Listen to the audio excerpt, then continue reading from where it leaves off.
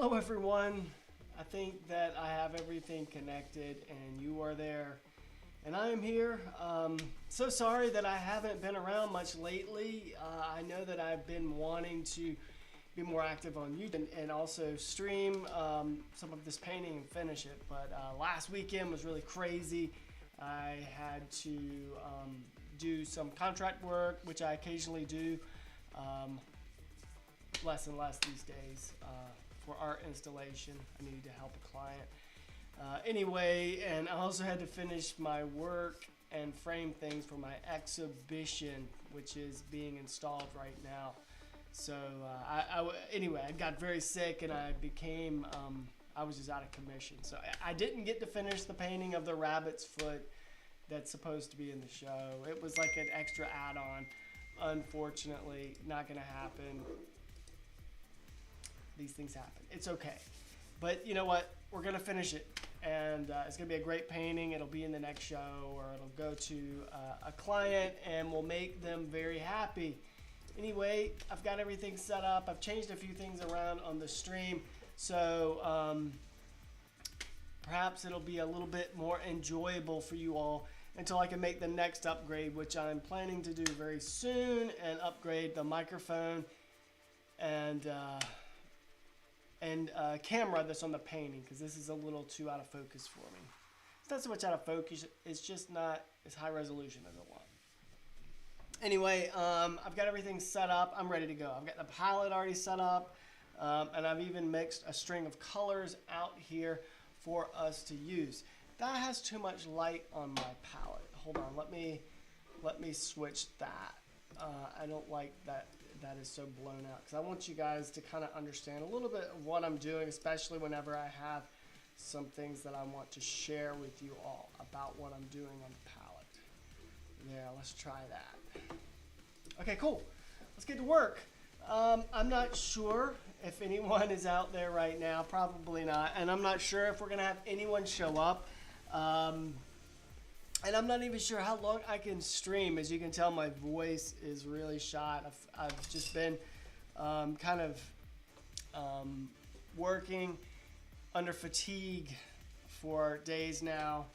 I'm better than I was, though, which I'm delighted about. But anyway, I was going somewhere with that, and I don't remember. But it doesn't matter, because we're going to get to work. So palette's all set out. I went ahead and mixed up a string of color, which I'm going to use for the rabbit's foot. I want to add a little bit more information there and a little more definition. I don't think I'm going to finish it in the time that I know that I have here to work. However, it's possible. There's not a lot left to do. I just want to add. No, there is a good bit left to do. I stand corrected. There's a lot I want to do on the rabbit's foot itself, and then there's just a lot of little detail to be done on the chain here, and the keychain part. The background is a whole other issue. It's not bad. It's not bad. Like if I had a full day worth of painting where I could sit and work on this thing for like a 6-hour period, you know, I definitely could finish it. But right now, in the next hour, not so much. So if you guys are tuning in and watching the VOD, appreciate it. And please click the like button if you like what you see coming up. And be sure to subscribe to the channel so you can stay up to date with other content I'm adding and other live streams. And also leave a comment in the comments if you have any questions. All right, let's get to work. So I can't even smell. This is just linseed oil, but I'm like, is it? That's why I had to smell like something. And that looks a little thick. Did I accidentally put the wrong cap onto my medium there? But as you can see, it says linseed oil. But no, this is linseed oil. I could kind of smell it. Kinda. All right. So colors I've got that I'm working with right now is this Old Holland Cobalt Turquoise Light, which I've added a little Viridian into it, and some titanium, well, it's actually warm white by Michael Harding, which is pretty much titanium white with some other tints in it to make it warm. My eyes are really fatigued as well, so I'm going to add this overhead light that's above my easel. Unfortunately, it blows out the palette and the top of the painting. The camera overcompensates for it, so I apologize. You can kind of see what it does when I turn it off. It kind of changes your experience, but it makes it a little easier for me to see. So please forgive me and bear with me while I throw that in and work with it. Just with me while I throw that in and work with it just for a little bit. I'll try to turn it on and off at times so you can have a better experience. If there's someone there that's watching at the moment, feel free to put something in chat and be like, hey, could you turn that off? I want to see. And I'll be happy to do it.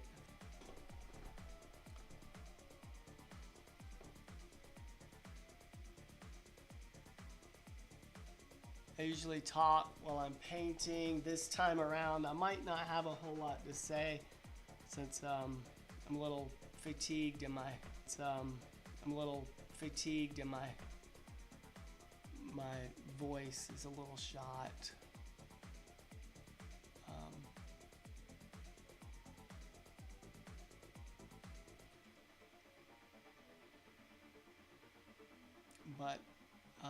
Yeah, so this past weekend, I had a good friend and client reach out to me and ask if I could assist with an art install job.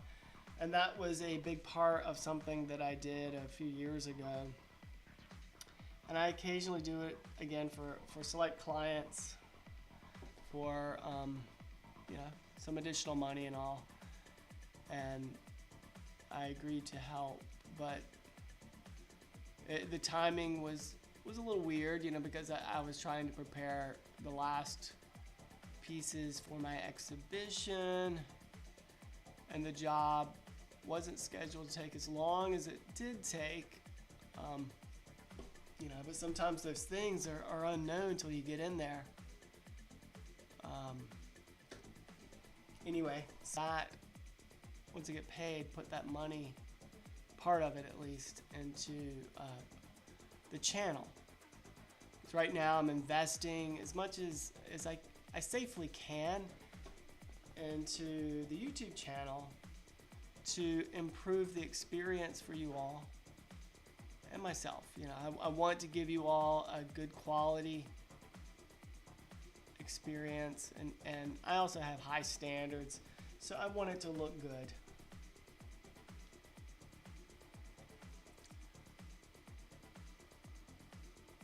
But I delivered my exhibition on Tuesday to Winthrop University. The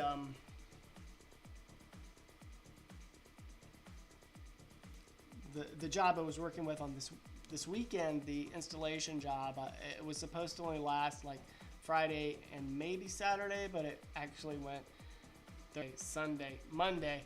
But I had told my client that I was like, oh, I'm really sorry, but you know, I've got this really important thing that I already had planned to do, so I can help you as much as possible. I don't want to put you in a bind, but I'm gonna need at least one day off. So I was like, it's you know, it's Sunday or Monday that I'm going to need, so tell me what you want. And they said, if you know, just work through Sunday and then I can have Monday off. So anyway, Monday was quite a crunch. You know, I had my paintings to put into their frames. I had several frames that were already made, and I just needed to put them into the frames. However, I had one painting that needed to be, I needed to do some carpentry to make a support for it. Then, of course, I had to paint the supports, you know, because you want things to look nice when they're on the wall. So to do that and put hardware on pictures, you know, D-rings.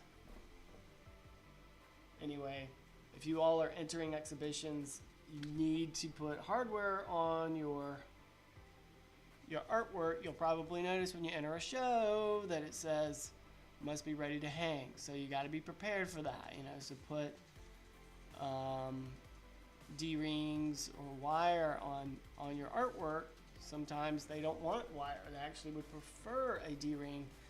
So check that out if you're not sure what a D-ring is. Maybe I could do a video sometime on art installation hardware. But the thing you don't want to put on your artwork, don't want to put sawtooth hangers. Like, sawtooth hangers are the worst.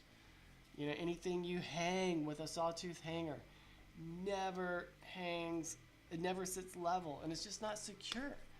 You know, it's just not, doesn't hold enough weight or anything. It can also bow a frame at the top. It's just there's so many other good things out there you could do.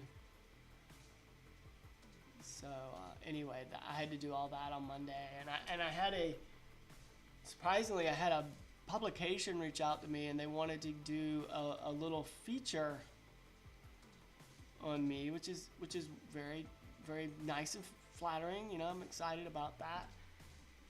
But they needed some they needed some photographs, and I had taken photographs of the paintings, but they wanted some studio shots and all, so I kind of had to work that in as well on Monday. So Monday was a huge rush, you know, like I get up early, like my wife and I we get up at 5,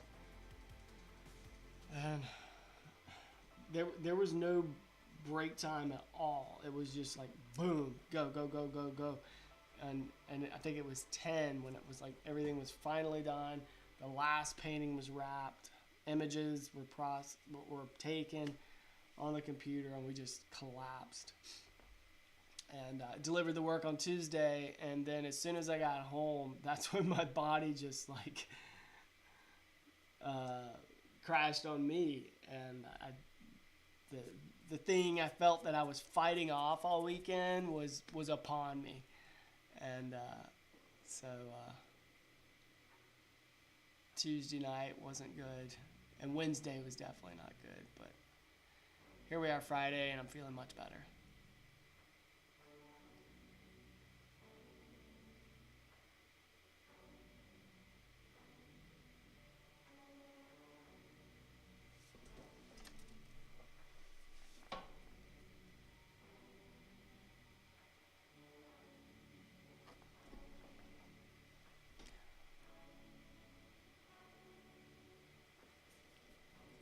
I was sad I couldn't have this painting for the show, because I thought it would have been a good addition, because I had a few other paintings that had an object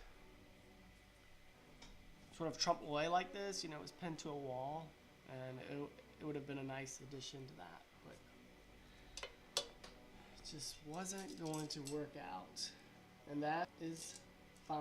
These things happen.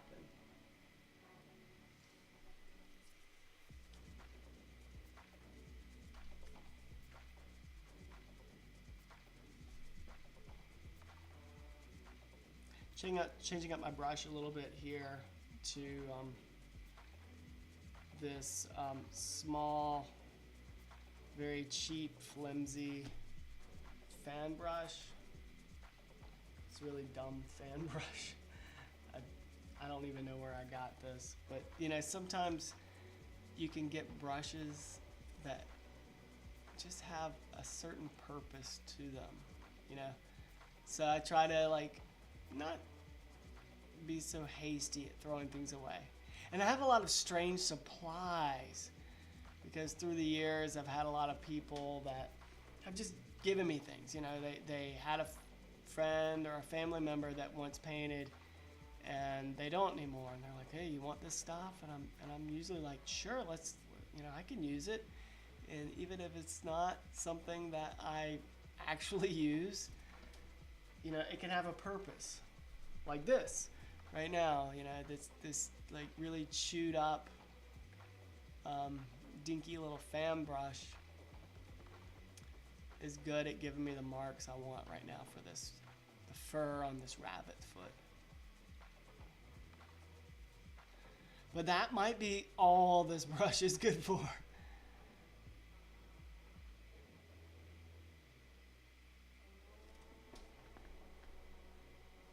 A fan brush is a great brush for blending and softening things, especially softening brush strokes if you're trying to even out brush strokes. But this is not a good fan brush for that.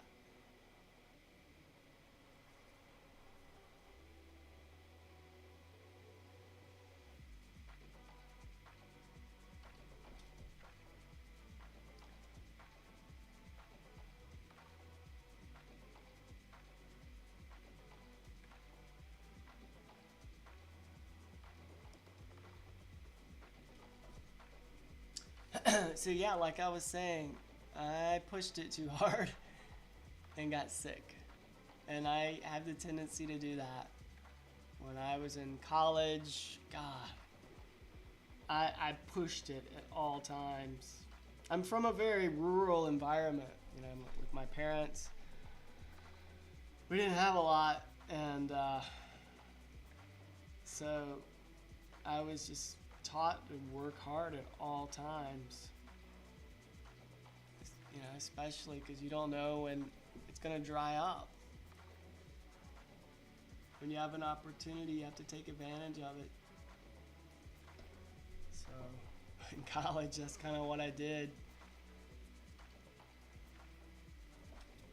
So I was always like pushing it really hard at the end of a project, you know, because I worked also while I was in college on at jobs, had several part-time jobs on and off campus. And anyway, yeah, then I would like turn in the project and immediately like get sick.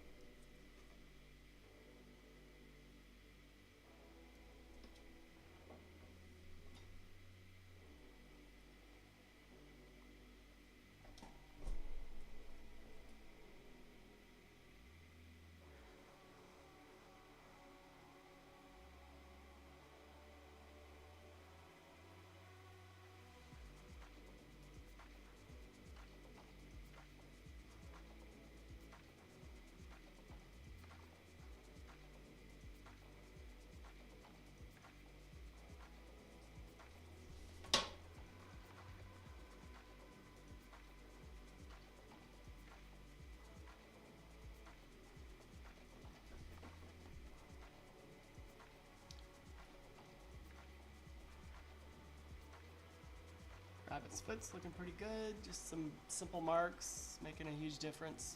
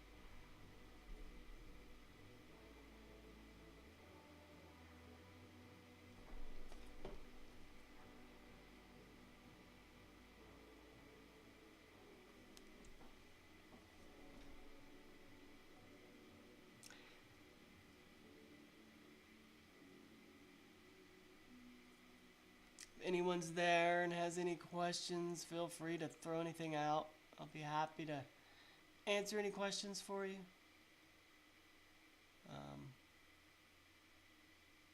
But otherwise, just enjoy the stream. I'm gonna work maybe an hour more, maybe something like that.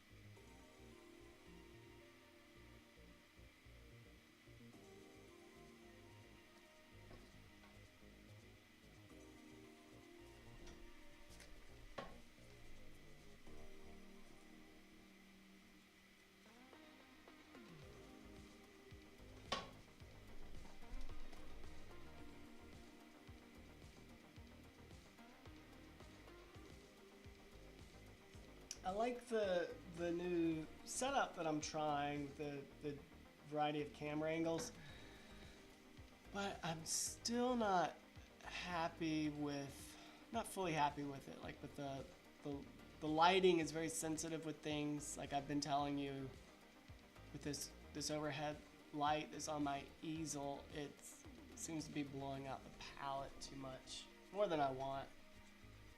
And obviously my camera,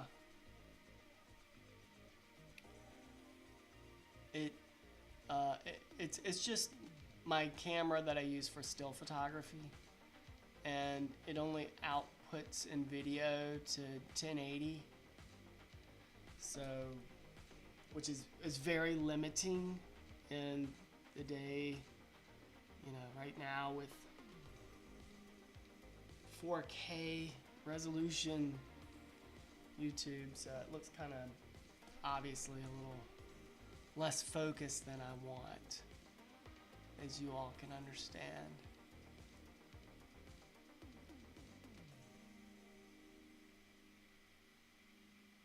We're getting there.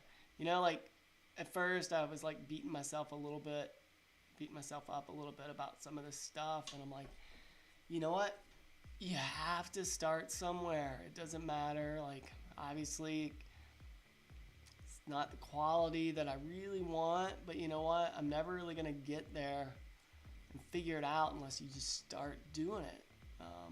And since I've been doing live streams with you all, I've learned a lot about the process and how to improve things and all, and you know, come a long way, I think, at least since the first few live streams I've done, and got a long way to improve upon it, I think. But we at least know more about how to improve upon things.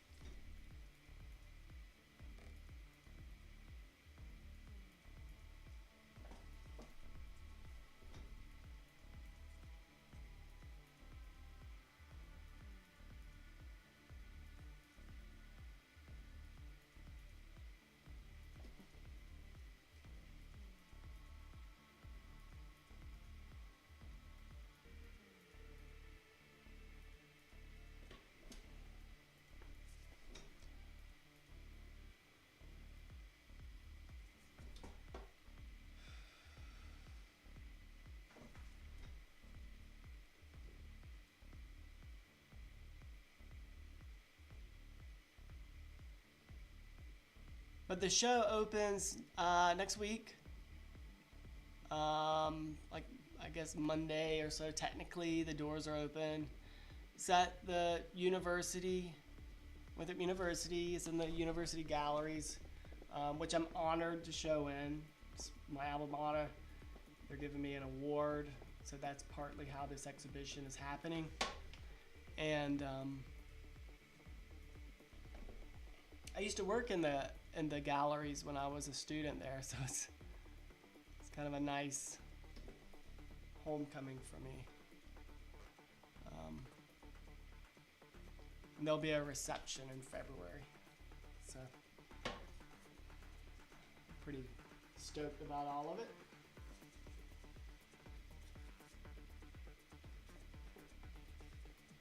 Let me go back to my software so I can see how this is looking. Looking a little blown out. I'll try to switch back soon. There's something I want to correct here. Hold on, let me rinse my brush.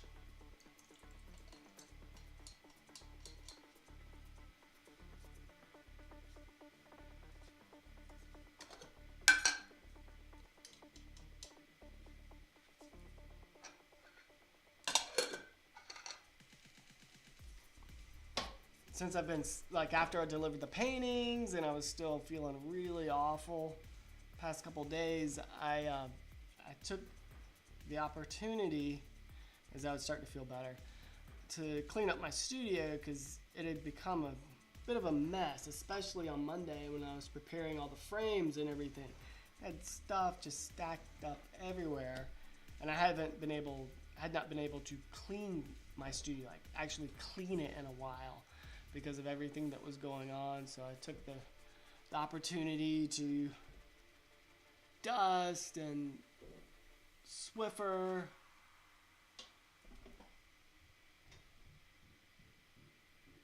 and vacuum.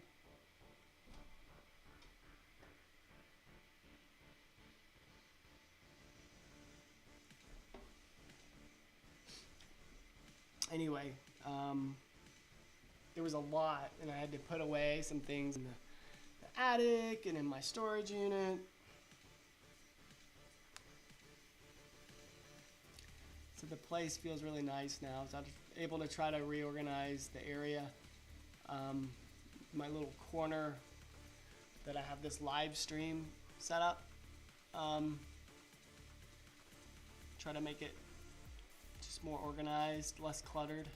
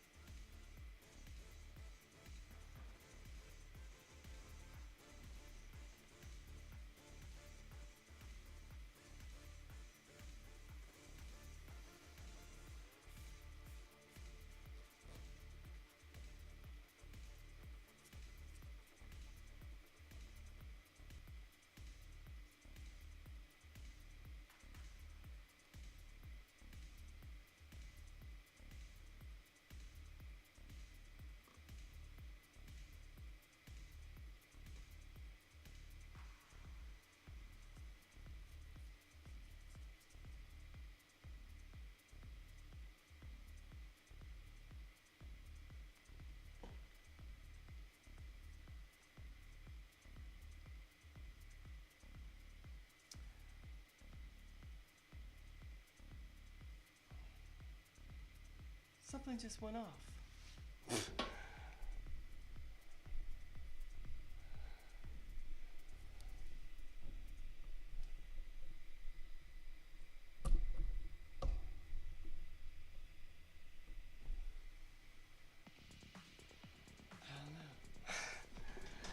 I have a light here that's supposed to illuminate me so you can see me struggle. And the light went off. Maybe it's telling me it's time to pack it up.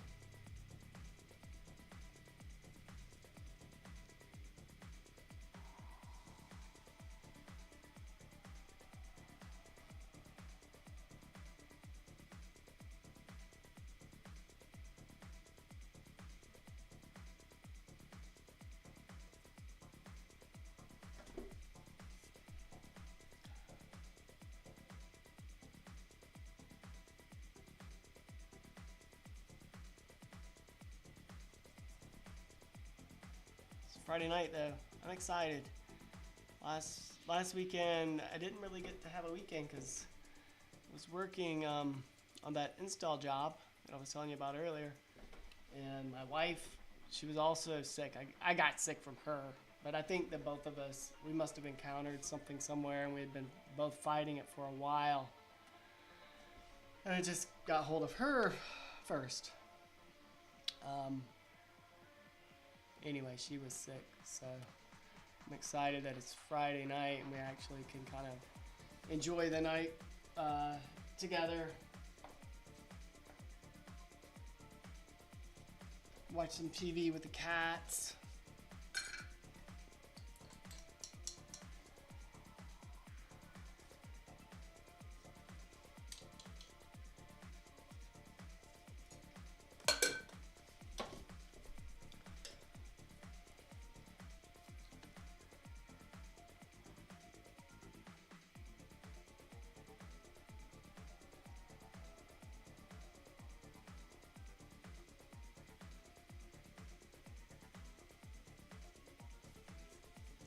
Alright, and as I've done before in previous streams, like I've shown you how the beauty of this easel, you know, I could flip a painting around to get to it at a better angle and everything. Let me see if I can zoom in on that just a little bit. I know that the camera quality isn't the best, but maybe this will just help you kind of see what I'm doing, at least for this moment. I'm just trying to hit a little highlight along the fur of this area where it's getting some reflected light. It's kind of got a little bit of a yellowish hint to it.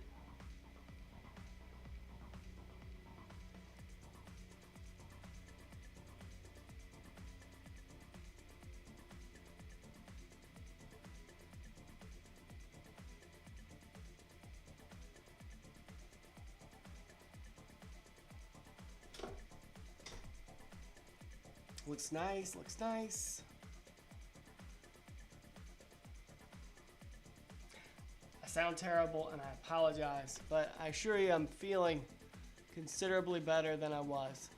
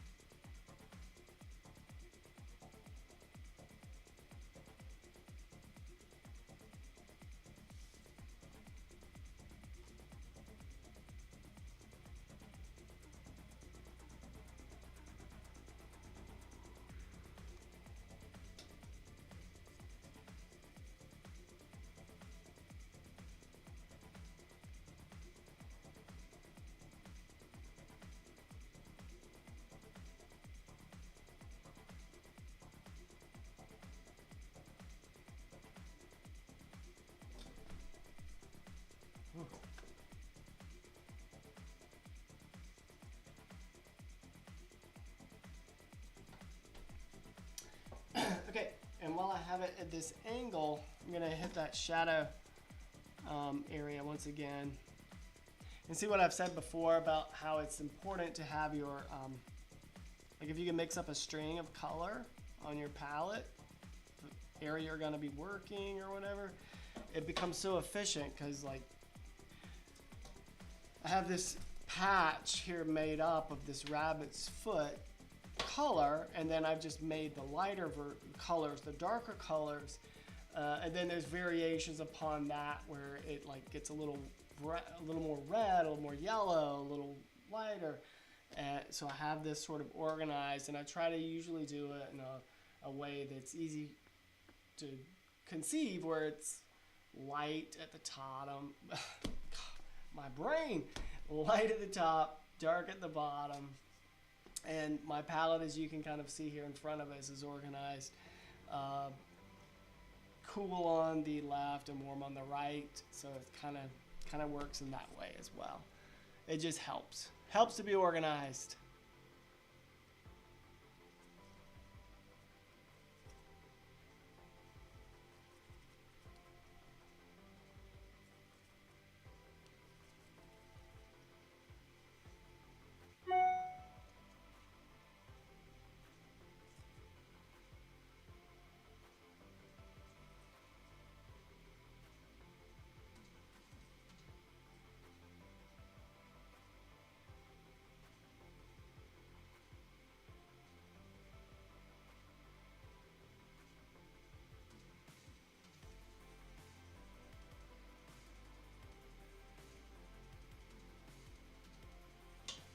Just since I have the painting in this orientation, it's a little easier for me to hit this side in this direction, especially since I'm right-handed. And the hairs on this rabbit's foot are essentially moving in this direction. So I can just cut in easily with this gnarly fan brush in these directions and pull and kind of blend as I move that way. It's makes more sense than going in the opposite direction. It's not going to feel like the fur is moving like that.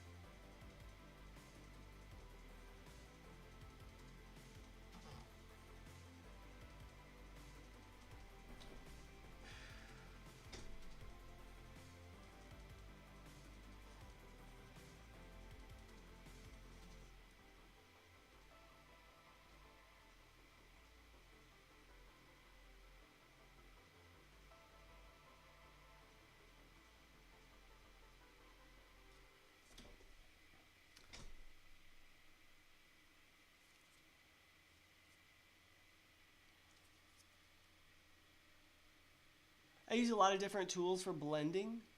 Obviously, right now I'm using my finger, but notice that I'm using a gloved finger. Uh, with oil paint, I think it's best practice to use gloves because these paints that we often all are using do have something that's a bit toxic in them, and it can easily get into our bodies through ingesting it. If you have a cut on your hand, some of these heavy metals don't get absorbed into the skin, some of them, but still, if it's on your hand, you can accidentally get it in your body in some other way. So best practice, get used to wearing gloves.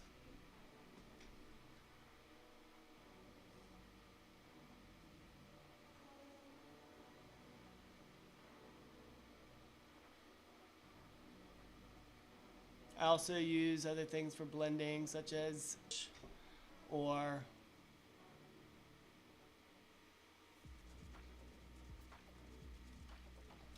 a kneaded eraser. Kneaded eraser is one of my favorite tools for a lot of different things.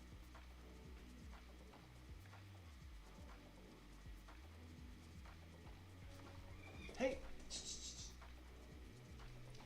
Cats.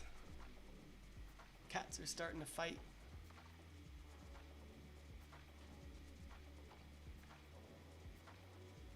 Usually act up a little bit when it's getting close to dinner time.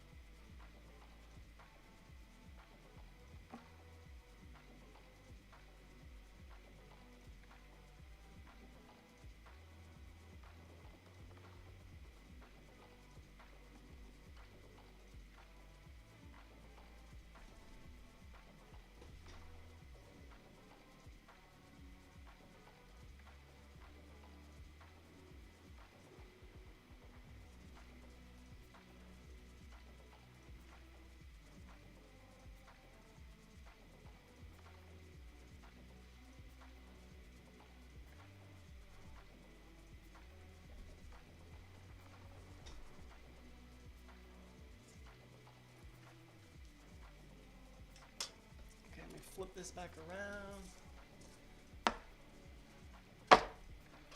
Happy with this, very happy, very happy.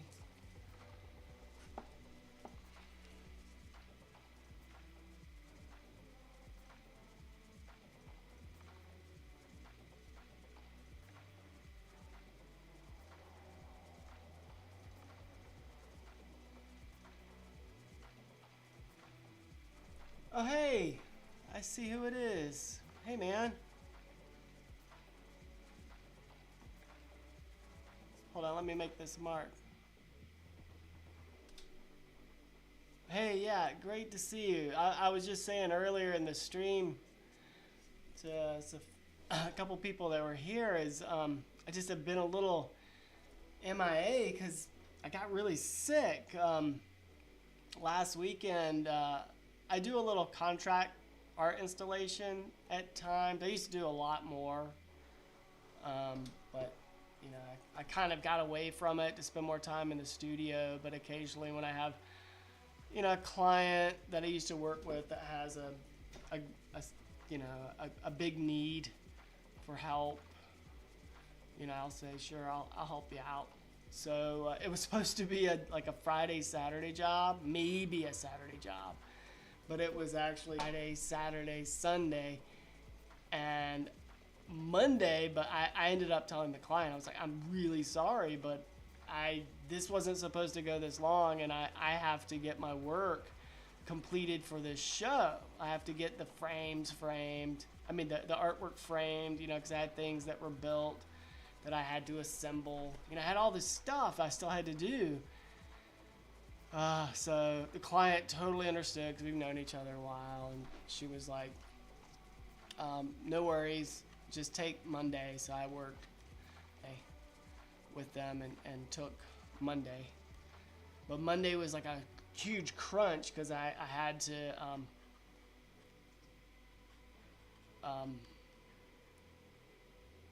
frame everything, put installation hardware on all the frames. There were some photographs I had to take. It was just a huge crunch. It was huge, and I'm glad, you know, I had the time to do it, but we get up early and like, so we got up early and I just jumped right on it and didn't finish until right at the end whenever it was time to crash. So anyway, I delivered everything on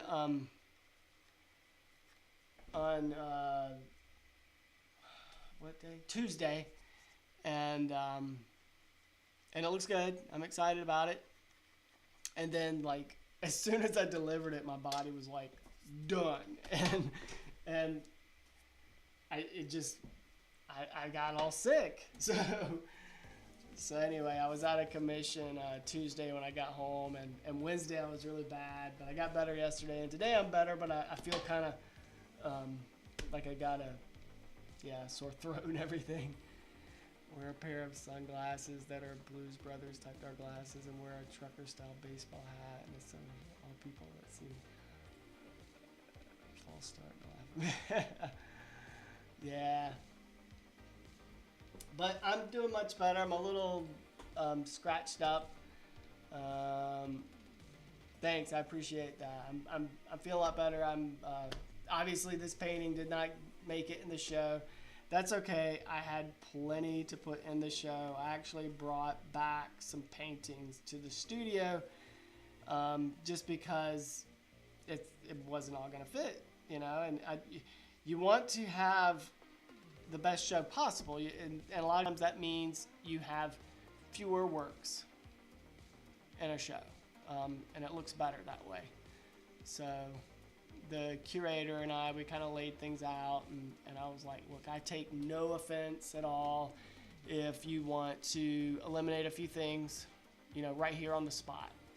And we walked around and talked it over, and a few eliminations were made, and I was like, that's great, brought them home. So it's all good. So yeah, so earlier in the stream, one thing I was describing is I'd taken the time once since I've been kind of ill, to reorganize my studio a little bit. You know, obviously I've kind of It's come in waves because I felt kind of crummy. But I've organized it a little bit, tried to change up things with my the layout of my stream. A little palette camera set up. It's a little blown out. I was telling earlier in the stream that I have a light that I keep on my easel that helps me see better when I'm painting. Unfortunately, it blows out the image on your end, the audience end, but it helps me see a little bit better right now. So, hey, Willie Nelson. Yeah, of course, I appreciate that. I love Willie Nelson. But that's where I am. I hope you're doing well. Hope you've been able to get in some time in your own studio, painting and drawing as well. A commission that I just booked that I'll start on, and I'll probably do a good bit of that commission on camera and on stream possibly. I think that'll be kind of fun to share as well, and I'm excited about the commission too. But this one was already here on the easel. I thought, I'm feeling like I have the energy to do a live stream. So I was like, I'm gonna try it. So that's what I'm doing. Happy Friday to you.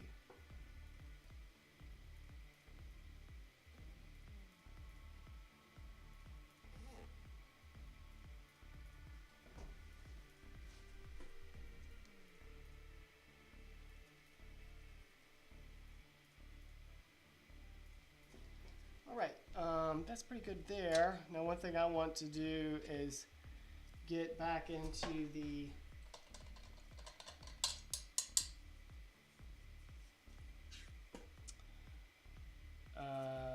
gold of the chain here. I kind of want to do that. I think I want to do next. You know what? I might not want to do that next. Now that I'm thinking through it, I might want to do this shadow because that shadow is bothering me.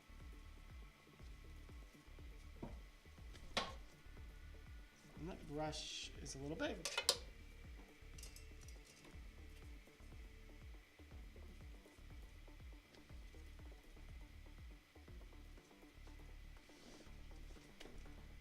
Got a little fruit painting and a painting of my grandfather's. Oh, that's cool. That's cool. Yeah, I think that's great. Little fruit painting and grandfather's old machete. Man, one of my paintings I did a few years ago that I was pretty happy with, but you can't keep all your paintings. So when someone a painting speaks to them and they want to buy it, just let it go to a new home. It doesn't look like a knife anymore. It's just he used it so much and sharpened it on a whetstone so often that it had this beautiful shape and this great patina the metal of the thing had, the blade had, so I did a painting of that, and little things like that are so special.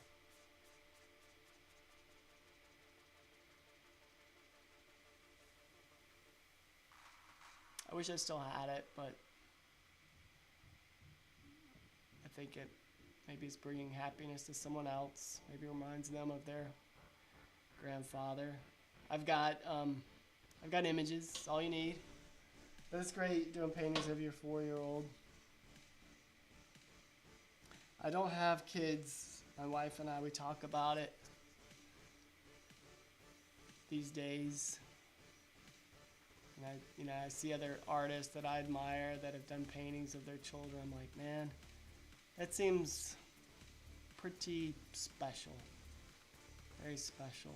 So I say, while you can, do it, my friend.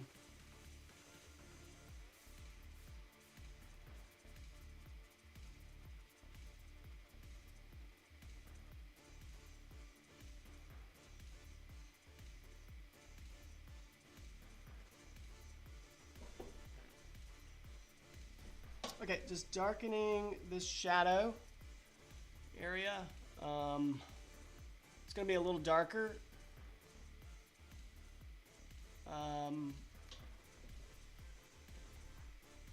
In areas that are blocking more light, obviously. So up near the clasp, that gold clasp, it was blocking a good bit of light. However, it's reflecting a little bit into the shadow off of the wall. So it kind of is a little lighter up there. Like if you could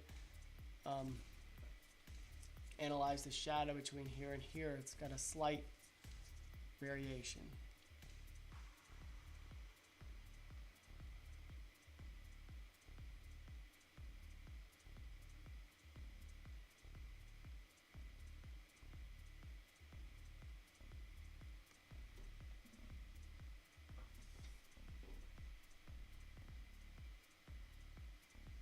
Yeah, man, just gotta, it'll happen.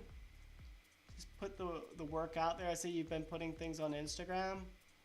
So just, you know, keep doing that and network with things. One thing I often tell people is, you know, wherever you live, like look at your surrounding towns or counties. A lot of times there will be a like a little arts council, maybe in your county or a surrounding county, and a lot of times they'll have a juried exhibition.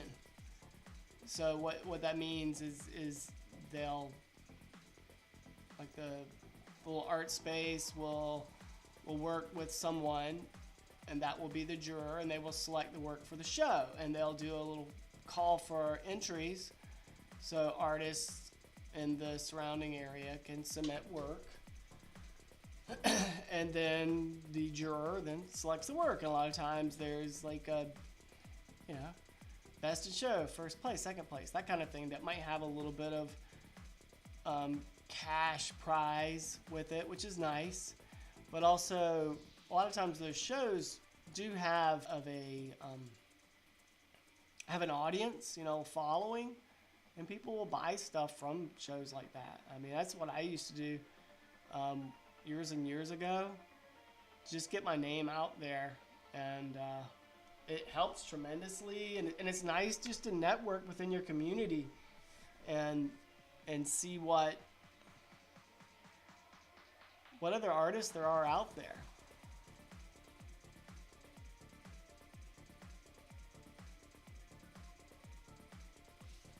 If you have an art supply store near you, a lot of times people are doing some little show like that, might put up a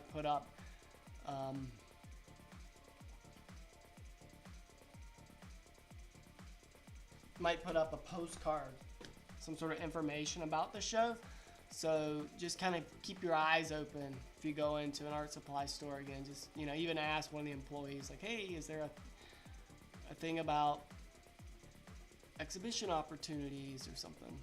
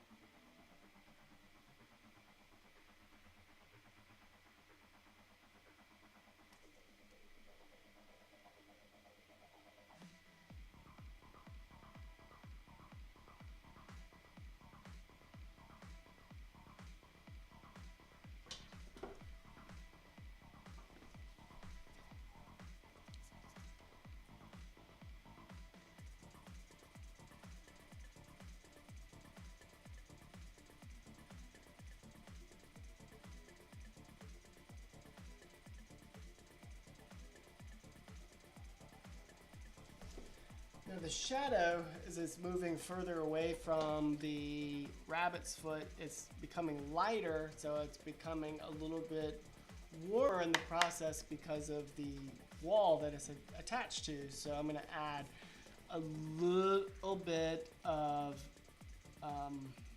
yellow ochre to it, and I might add just a touch of white. Oh my goodness, how much did I sell my first painting for? So my first painting I sold, I'm trying to think, it could have been $400, but it may have been $200. Hey, I was in school, I was in college, and I'd entered a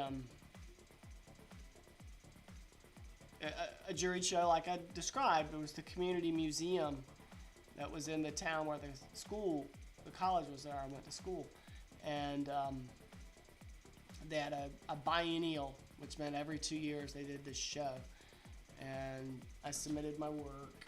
You had to submit it in slides back then, so I submitted it in slides. And then someone wanted to buy it. And you know, whenever you fill out the form, you put like a purchase price and stuff like that. And I can't remember if I put 200 or 300, 400. I know it wasn't more than 400, but that actually sounds high, so it may have been 2 to 3. So, anyway, someone bought it at the show, which, you know, blew me away, because that was like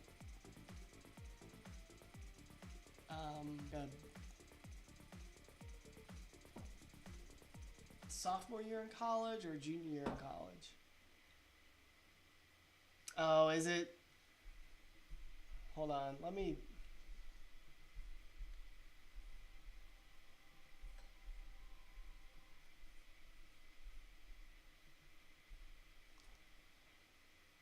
Yeah, I see that I have an error. I'm sorry.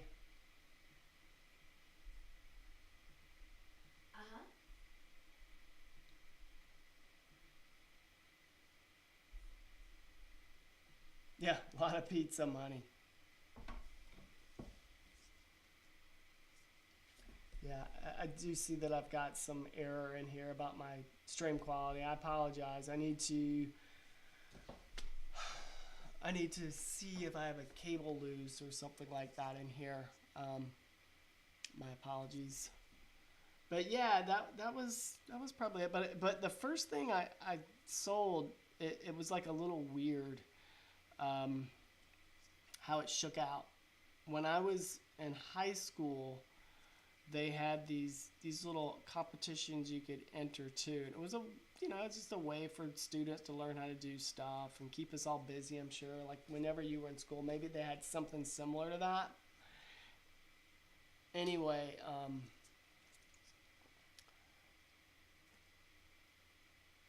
it was a little competition where you like did something that it was with so I'm from a very rural area in South Carolina, and the company that supplied electricity to my community was part of an electric cooperative, and this electric cooperative, for whatever reason, had decided to host an arts competition. But this electric cooperative, the art exhibition was like a nationwide sort of thing, and I didn't know. My teacher had encouraged me to put a piece in, and I did this, and it was a drawing that I'd been working on of my grandfather, who was in a nursing home at the time. I would go see him with my dad, and I was taking my drawing pad with me, and I was doing this drawing of him from behind. And he was in a wheelchair.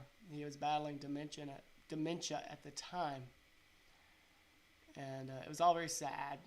Anyway, I did this drawing of him looking out, because I was behind him, and in front of him I drew kind of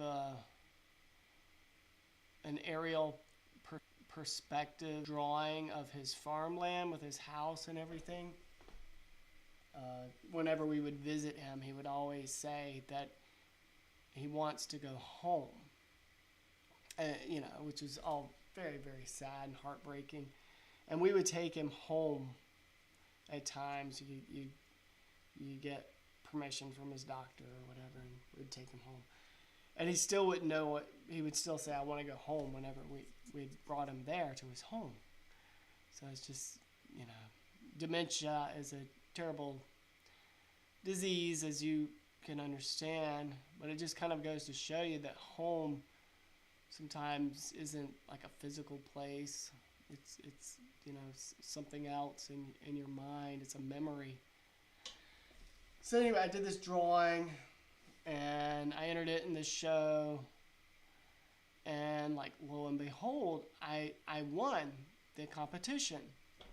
And I didn't know. I mean, I wasn't necessarily trying to win. That wasn't the goal. I'm just trying to show my stuff, and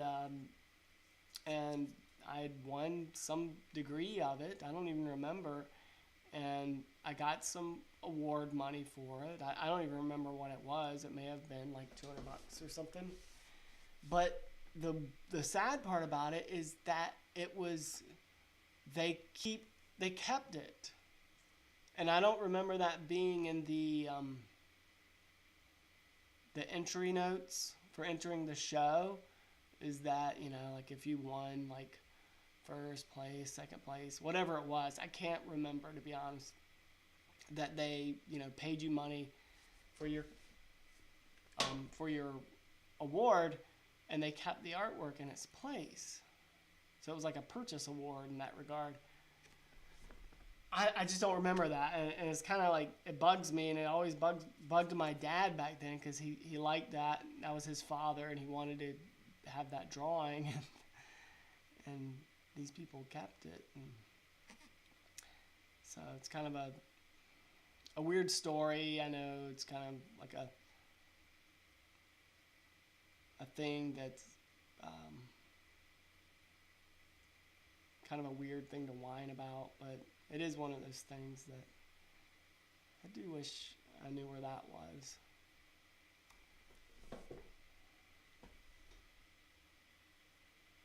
Yeah, they kept it. It was a graphite drawing, pencil drawing, like what you've been doing. Yeah, I have a good image of it. So, I mean, that, at least, that's one thing I'll tell you. Like, take photographs of everything you do, like those drawings that you're doing of your father's tools, you know, of your children, things like that. Like, document it and keep good records of it in case something ever happens down the road. You know, you'll always have that. Yeah. But that was the first time I actually got money for my art. And it was kind of one of those things that was like, oh, wait, so we can get money doing this. This is cool. And I was really into comic books at the time, so I was more interested in trying to be a comic artist in some way. Like, oh, how do I make, you know, a comic book like Spider-Man and just get paid to do that. So I was kind of interested in that until I went to school and picked up, may have been picking up when I picked up charcoal for the first time, that I was new, and then oil paint from there.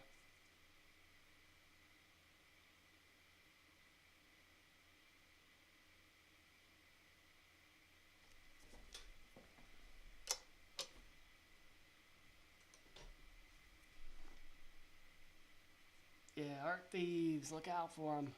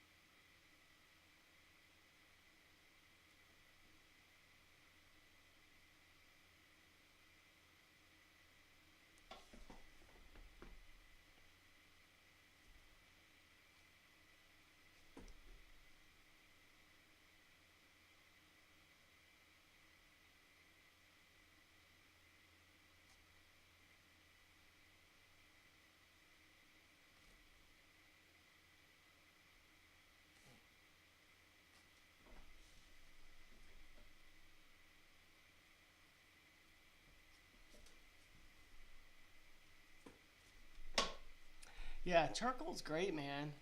When so the high school that I went to, we didn't really do much with art. Like it was a very small rural school, so our materials were rather limited, and our teacher, she wasn't trying to do a whole lot. You know, it's just we were what we were. We had what we had, and that's fine. And then when I went to college, you know, so I did a lot of pencil drawing, just graphite. And since I was interested in comic books, I'd gotten these colored markers that were kind of cool that I played with. Anyway, when I went to college, my drawing one professor, she had pretty much told us like, hey, in this class, all you can use is charcoal. You know, so if you're used to drawing with a pencil, I'm so sorry, but you're using charcoal now. So it was like the first time that I was told, like, nope, no more pencil, and I had to use charcoal, but I really fell in love with it. Oh, wow, that's cool. Yeah, yeah, that's a beautiful area. Oh, you got some brushes from Trical. Yeah, those are great. Great brushes. You're going to love them. One thing that you should try with Trical is if you're an oil painter, which I know you are, is they make a soap that's called a linseed oil brush soap. Comes in a little can, kind of like shoe polish. And it's a wonderful product to clean your brushes and make sure they last longer. So next time you make an order from Trical, just kind of look for that. Really, really love that material. Well, that's cool that she's from a small town in North Carolina, close to Myrtle Beach. That little area there, there's like Carolina Beach and all that stuff there, near Wilmington and all. That's cool, man. Small world.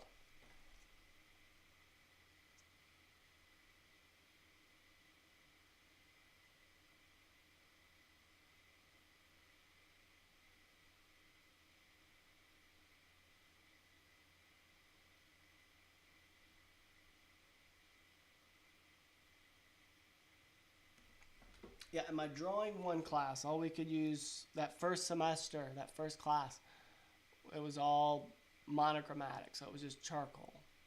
I think you could also use like pastel, but it was just like monochromatic. And then when we got into drawing two, the second semester, then you could use color. So then you could use your soft pastels and your oil pastels. Yeah, linseed oil soap. I absolutely love that stuff. I put out a video on my channel a little while ago on properly caring for your brush. I years ago I didn't. I had this stick in a way where I would just use the cheapest brushes that I could get. You know, like go to Michael's and you get these little packs of brushes, and that was my thing. I just used those, and then when they wore out, I threw them away. And I didn't obsess over cleaning them. I essentially just put them in a coffee can with soap and water. And this was kind of inspired by this artist. When I worked in this art gallery, there was an artist that showed there that I often would just chat with, and he had told me that he didn't clean his brushes, and I was like, what? And he's like, yeah, I just put them in a bucket with soap and water, and the soap he used was it was just dish soap. It was like Palmolive or Dawn with water. And in the morning when he came into work, he took the brushes out and wiped them off and dipped them in mineral spirits, and then they were good to go. And so I was like, I'm gonna do that. That right there seems like the hack, the secret. So I did it for a while, but then what happens is your brushes are like, you know, all bent over at the end.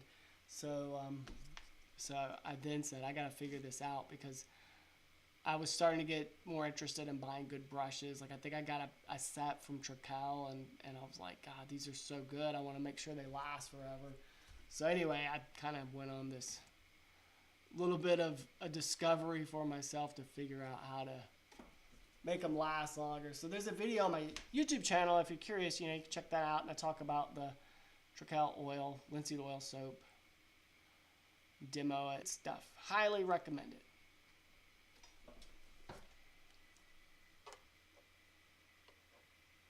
Yeah, she was a great teacher. You met her during your last few months in the Navy. Oh, nice. Nice. Were you in the Navy over there in the Carolinas? Or that was in another place? Because I know in South Carolina, there in Charleston, there's a big Navy area. Oh, I see you're a submarine down in Georgia, St. Mary's. Okay. Yeah, cool. The gallery I used to work at, there was my boss had a nephew that was in the Navy. He's still in the Navy. Like he's, I don't know, a couple years away. I guess you would say like finishing your career. You know, so he's gonna be like in his 40s and retire, I guess. You know, he's been in the Navy a long time, and he works on like a nuclear sub there in Charleston, doing all that stuff. It sounds really cool whenever I see him and talk to him. Like I've known him for years and years. He's like a really cool guy, and I'm like, man, thank you for everything you do to keep us all safe. I just don't know how y'all do it, because the submarines are so small. Even just the ships too, like when you go into the inside of the ships, like those little hallways and everything are so small.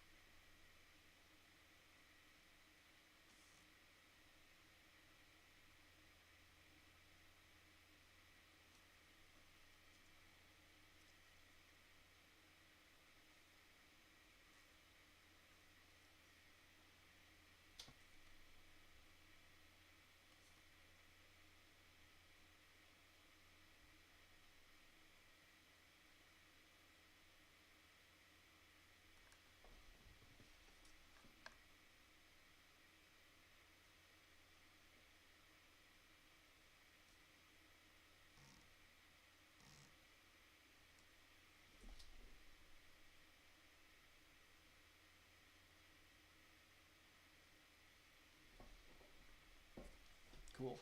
That looks good.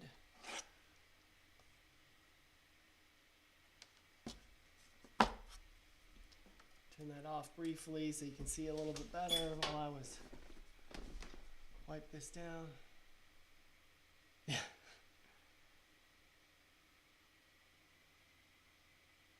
Oh, that's great. Yahoo Messenger.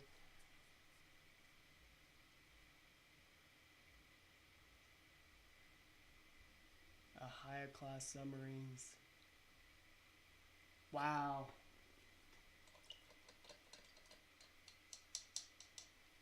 How long do you go underwater with that? Like how? Like are you under submerged for days?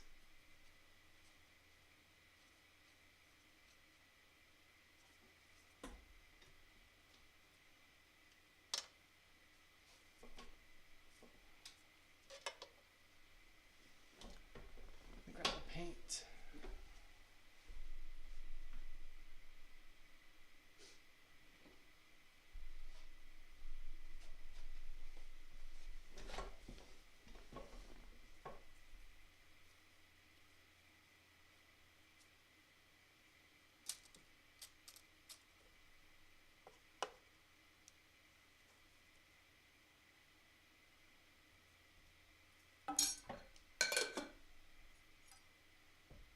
3 months. Wow. That's amazing. Wow. I'm impressed. Goodness. I just don't know if I could do it. Whenever I was a kid, at one point in Charleston, South Carolina, there's a place called Patriots Point, and they have a lot of retired ships there, submarines and battleships. You know, so it was kind of cool to see as a kid. And I remember you could go on the subs, and you're like, how could you like do this? And like, it's just everything is so small. And you're a kid, you know, you're an adult, so that's even more wild. Did pop-ups.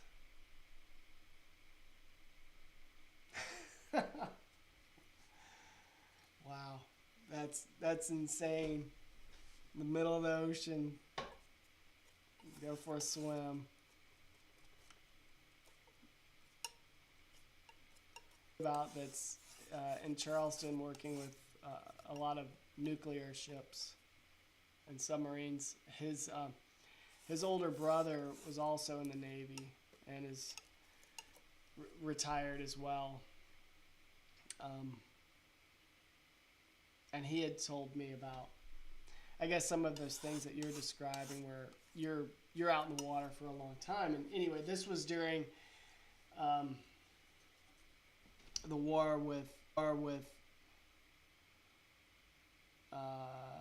Iraq, and they were like positioned out there when all that stuff was going on with Bin Laden, and he was saying how he was like, you know, on a ship when that final operation happened. He was right there. He just didn't know what was going on, because you only know if you're supposed to know.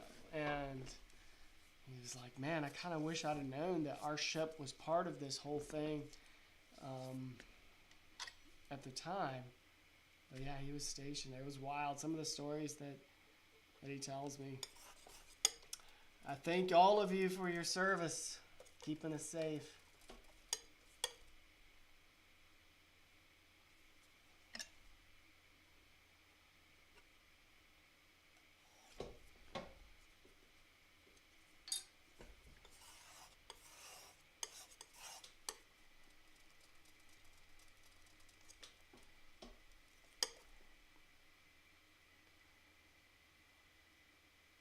Holding this up to see if I like the color that I've mixed.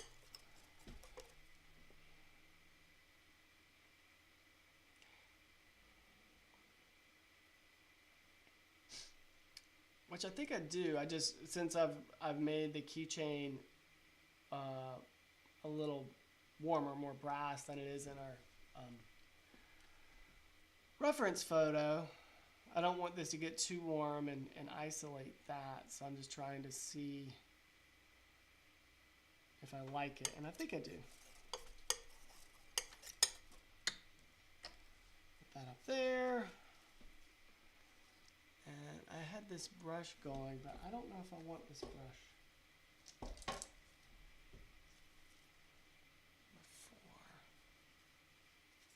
I might use this for the big chunk of stuff, but let me use this for now. Yeah, I hear it. Sea turtles. Wow, that's cool. That's really cool. Man, I guess you do see some wild things out there. Working, keeping everyone safe. That's amazing. But swimming in the ocean. That's a wild one there. Pop out of the submarine hatch. Let me turn this back on so I can get a better understanding of this paint.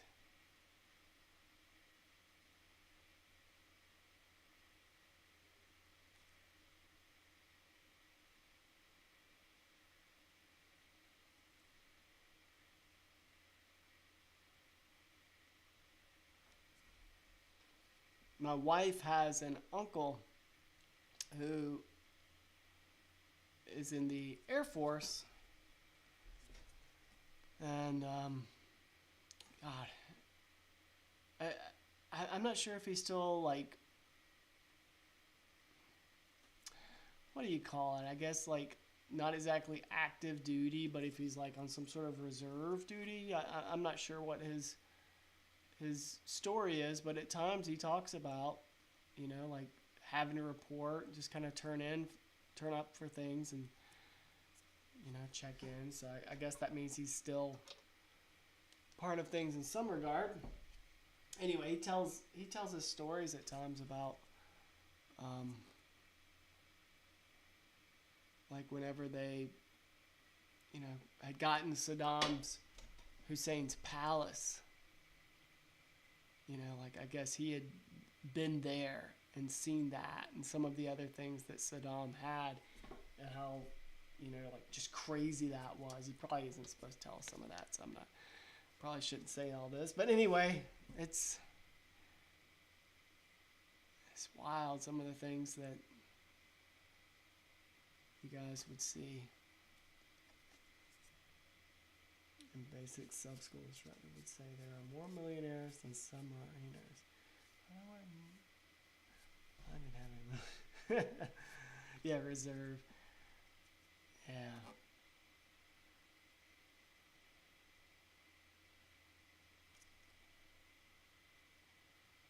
Yeah, being a millionaire, that would be nice.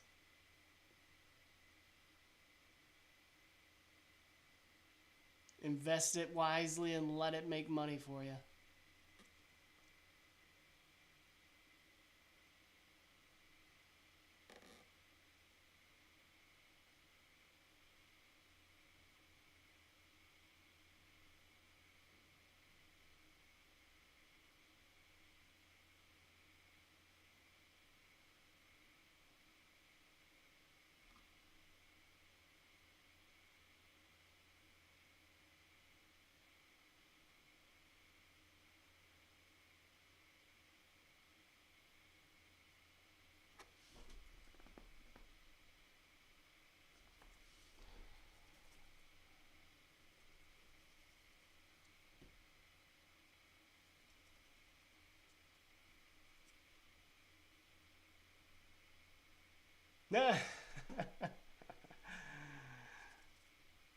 Could be, could be. He hasn't told me any of those stories, though.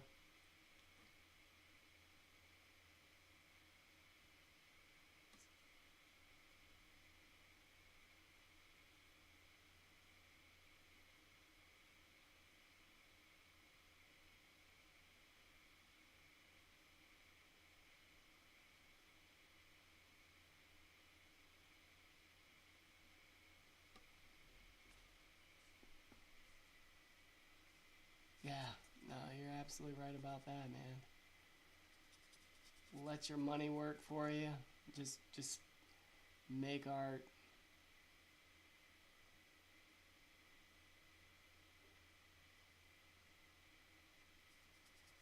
A lot of people get into art making, later in life, and sometimes, it's great to see what they do, but sometimes I kind of like get a little sad because I'm like, oh, but you could have been doing this a little bit earlier if you were able to, for whatever reason.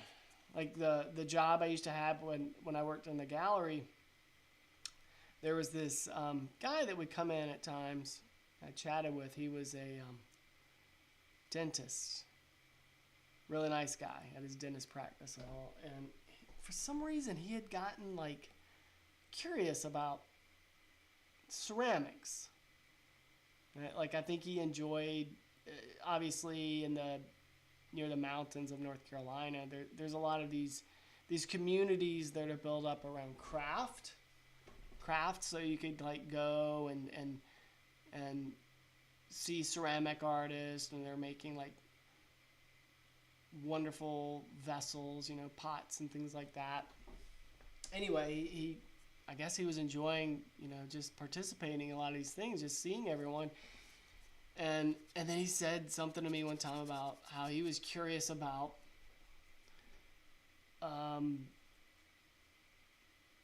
making ceramics. He's like, oh, that seems like fun. I wish I could do that or whatever. And where I live, there's a place not too far from here that is a community space that they offer classes in ceramics. So I told him about it. I was like, hey, why don't you take some classes at this place? Have you heard of it? And he's like, oh no, I haven't. And I was like, oh, you check it out. They usually have this thing once a month where you can just go on a Saturday and meet everyone, very simple, casual, whatever. And he was like, okay, I'll check it out. A month later, whatever, the guy shows back up to the gallery, on a Saturday I'm working. So excited because he had been to this place. It's called Clayworks. He'd been there, and he had taken that little intro class just to kind of see what clay is about, and just fell in love with it. So he signed up for other classes, and he started to learn how to throw pots and everything, and he went all in. And I saw him a couple weekends ago. There's a community space here in town that a lot of local artists show at. It's co-op, and he had some of his pieces there. It's just, I was like, God, I love it. He's just having a second life right now. He lost life, unfortunately, earlier this year. The poor man was very sad, but at the same point, he had all these friends that he had made through the arts, through this ceramics thing. And what is it, baby? So he was, surrounded by a lot of friends while he's there, showing off a lot of his vessels he's made. It's just really touching. But he's really good at it, I guess these guys and gals that, have jobs like dentists, orthodontists, whatever, they are used to handling these small things with their hands, and they're pretty good at it. They can do. So anyway,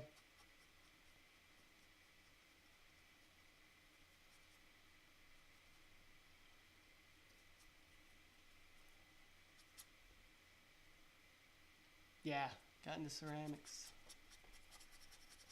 He's a good man.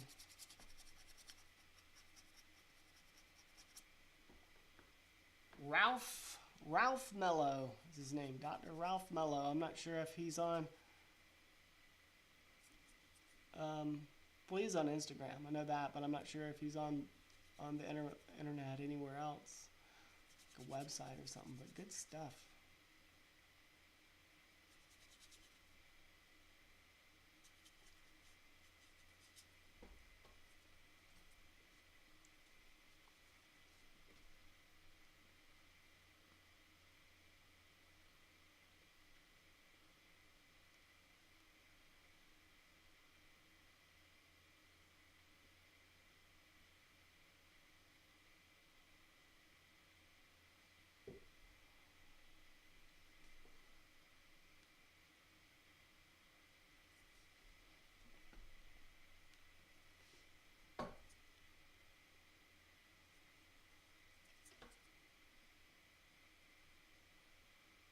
What's your pause?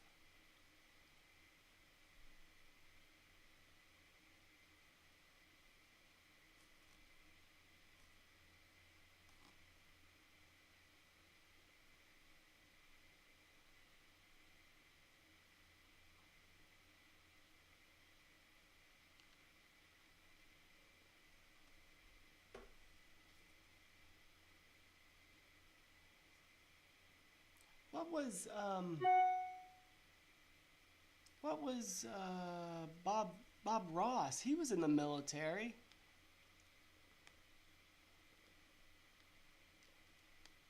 I'm forgetting what branch of the military he was in, though.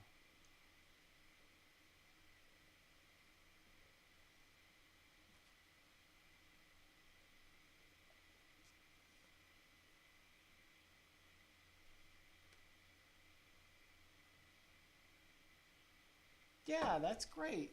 I mean, it's never too late. Never too late. But that's great. You had some exposure like that as a child. I encourage you now to do that kind of stuff. And who knows, maybe your kid starts to show some talent in those areas as well, and you can give them some lessons, give them some knowledge about what you've picked up and what you know, and help them along, help them become a better artist.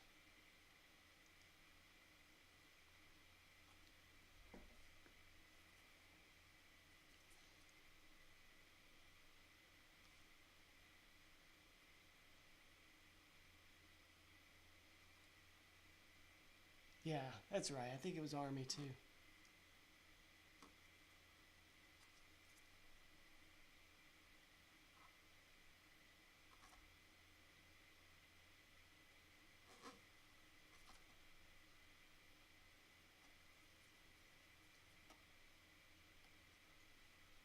I know. It's almost dinner time. I'll get you. Whoa. Watch out.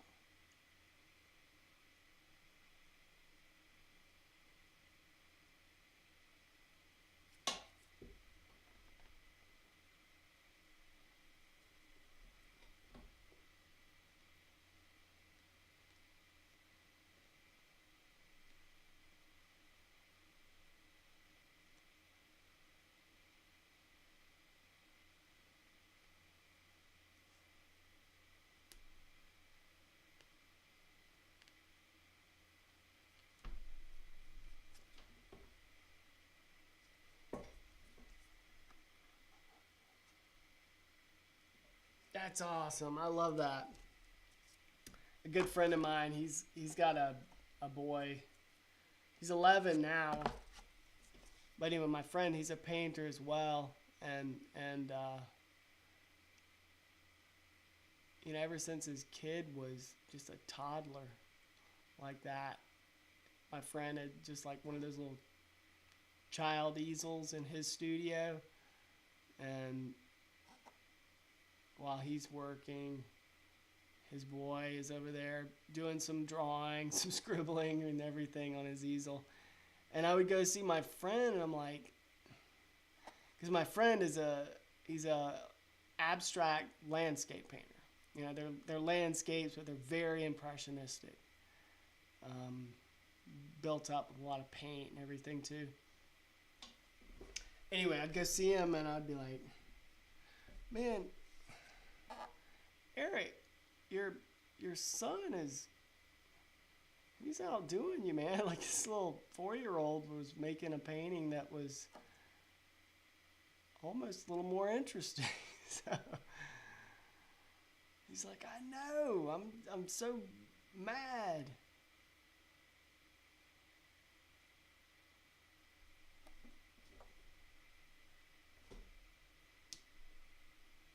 Oh, you got a long way to go. Absolutely. Yeah, absolutely.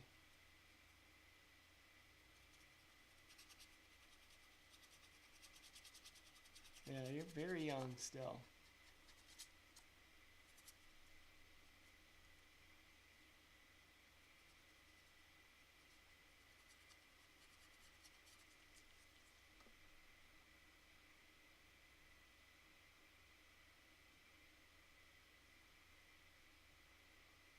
So one of my favorite painters is an artist.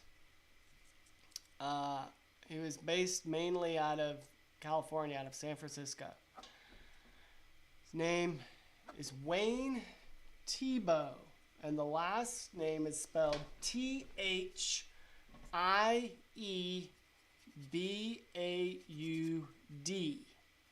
He was kind of associated with the pop art movement.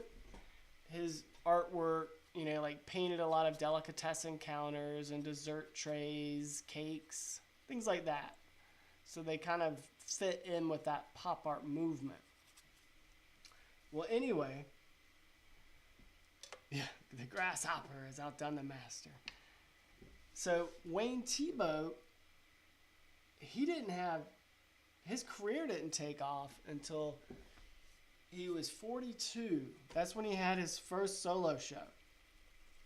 He, up until then, did some teaching and was doing like some basic illustration work. You know, just simple stuff. But he wanted to have a career in fine art. And he went to New York with several of his paintings to show them around to some galleries. And no one took his work seriously. Again, this is the early 40s. Excuse me, I'm telling you wrong. This is the early 60s. This is the early 60s, 1960s.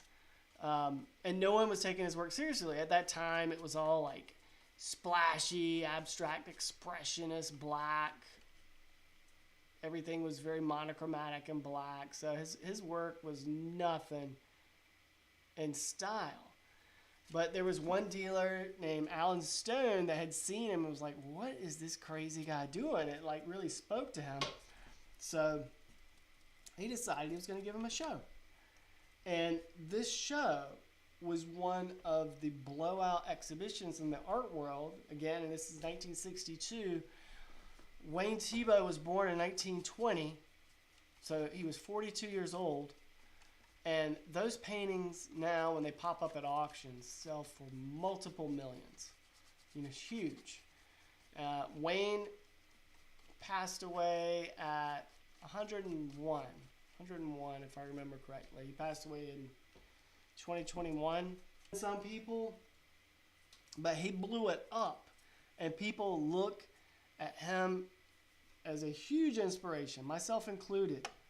Love his work.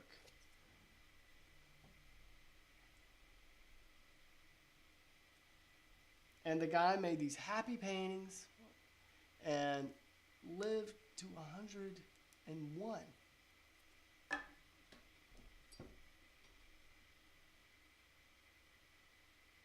Yeah, you've probably seen it. Yeah, the cake paintings.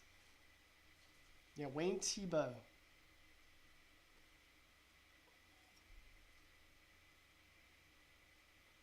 One of my favorite artists. I met him a couple times when I worked in the art gallery world, and man, he could not have been nicer and more generous with his time.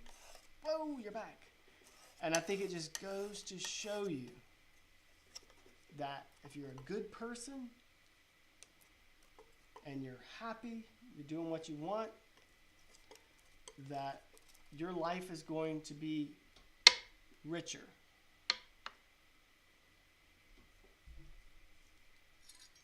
At least I would like to think that.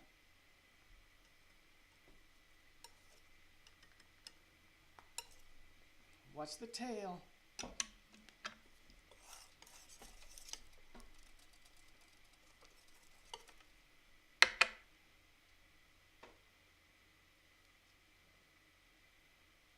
Yeah, he did live the dream. You're absolutely right.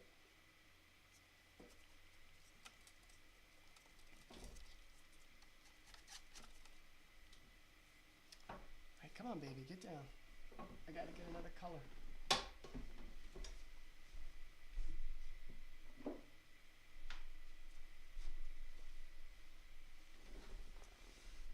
Live the dream.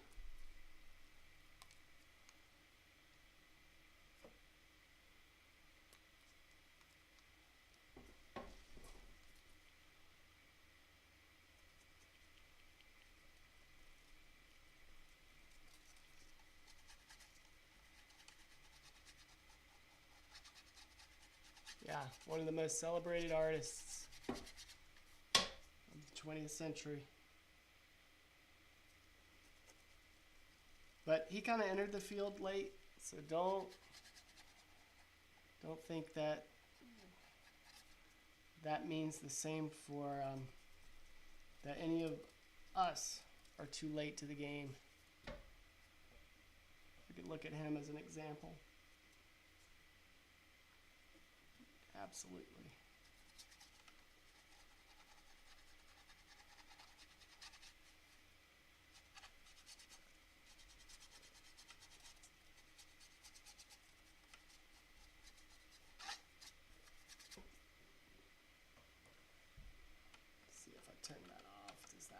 mess with you. Seems to be okay.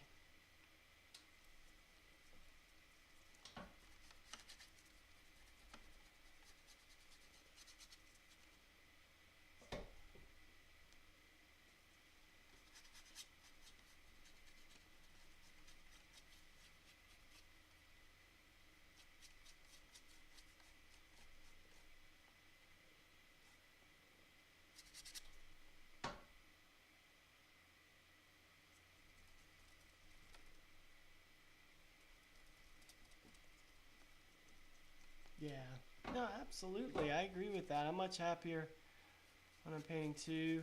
Alleviates all sorts of stress, depression, things like that. Um, I when I would meet artists back at that, we're living the dream also. Making paintings, making a living out of it. Just happy. I was like, God, you have, like, you don't know how lucky you are just to be able to get up and go into your studio and do that. Like, that is so nice. Such a dream. And they just looked young in a way. Like, things didn't hang on them like some people. I see some people from my family, and they look so like worn out sometimes because of the rough life they've had to live with the mill work and stuff. It's really sad.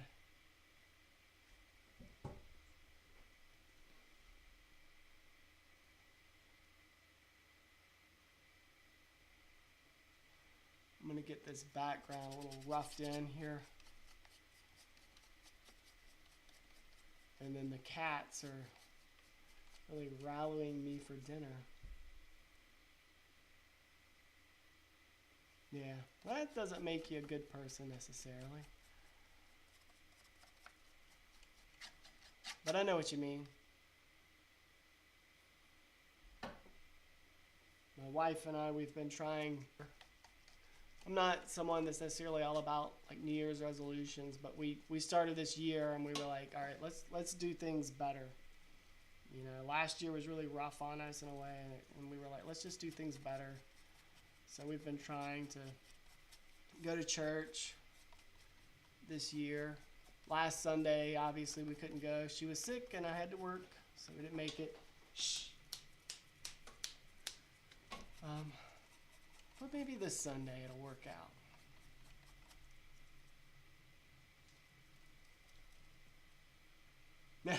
Thank you. I appreciate it. I'm doing it. Last year was rough on me. I had a really great 2023. That was an awesome year for me, and I was riding the wave of that into last year, and last year was not a good year. It did not have the same momentum, and things were a little hard, but my wife and I, we were creative and just kind of worked our way through it.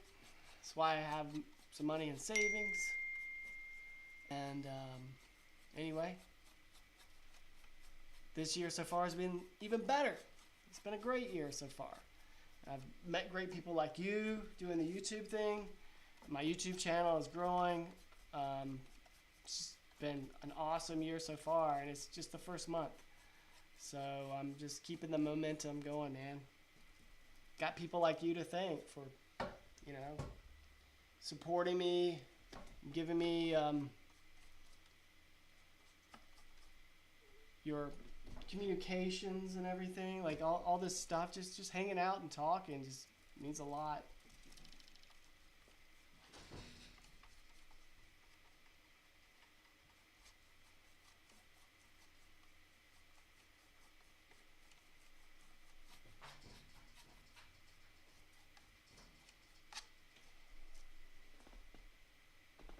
Cool.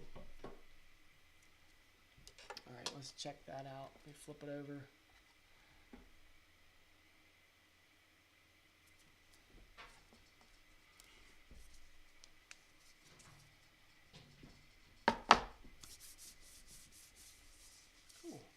pretty good. I like that color. I like that color that I put in. I'm going to give it a little.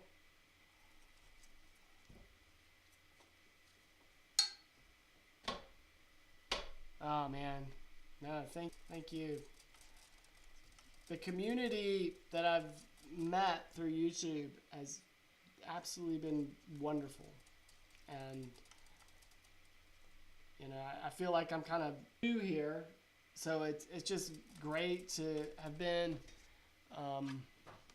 welcomed to the degree I have been, and have had people just kind of show up and talk and be supportive of the channel. The videos I've put up also, like the long form videos, and watching those and having conversations with me about the content. It's just really, really cool.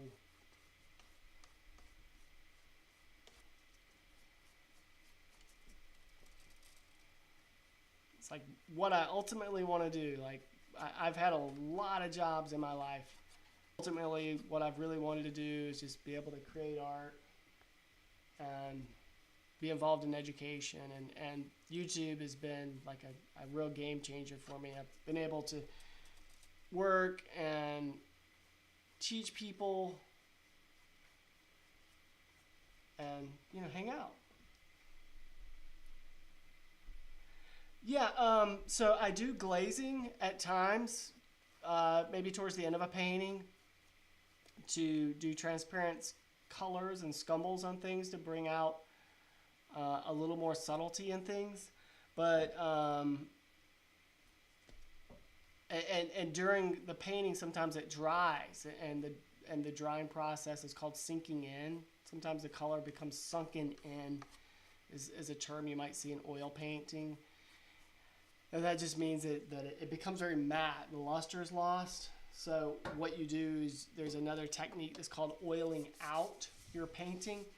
And artists would apply a thin layer of oil to the paint to bring its luster back. Looks like my image became out of focus.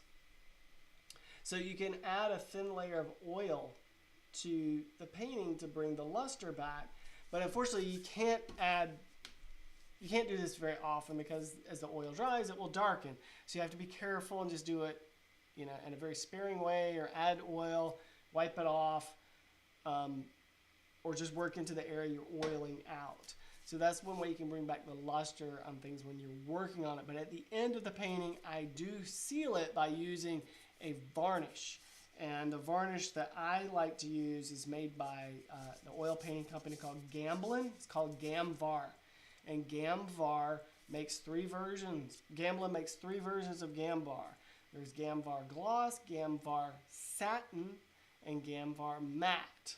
So obviously gloss, matte, and satin's in the middle. I like those because you can remove it if you need to. They're removable, they're reversible. And you can apply them whenever the painting is essentially dry to touch.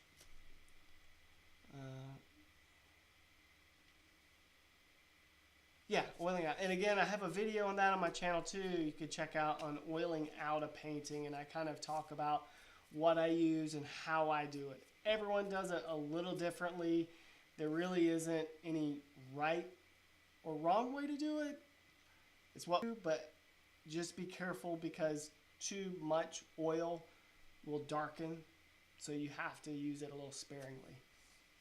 So you can check out my video on my channel, and I'll give a little information on that.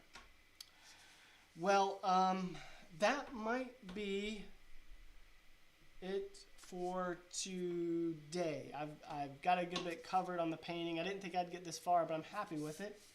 And it's getting close to dinner time. So I guess I'll wrap it up here, but maybe I'll be around tomorrow. Yeah, Gamblin and Gamvar. A lot of their stuff has GAM at the beginning of it because of Gamblin, the name of the company, and Gamvar is their varnish. Highly recommend it as a good varnish. I should put a video out on varnishing. I haven't done that yet, but the oiling out is something that's important that you could do during the painting process.